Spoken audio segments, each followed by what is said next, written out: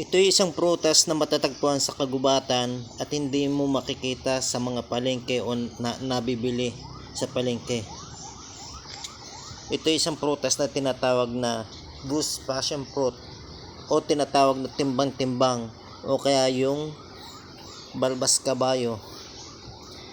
Ang dahon nito ay nakakagamot sa hika at nakakalusog sa mga buto ng tao, nakakagamot sa anemia, nakakaganda sa pagdaloy ng dugo sa kalusugan, and marami pong benepisyo itong prutas na ito.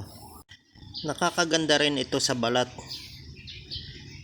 at ang mga dahon nito ay korting puso, para siyang bagin na gumagapang. Ang dami nilang bunga, mga hilaw pa.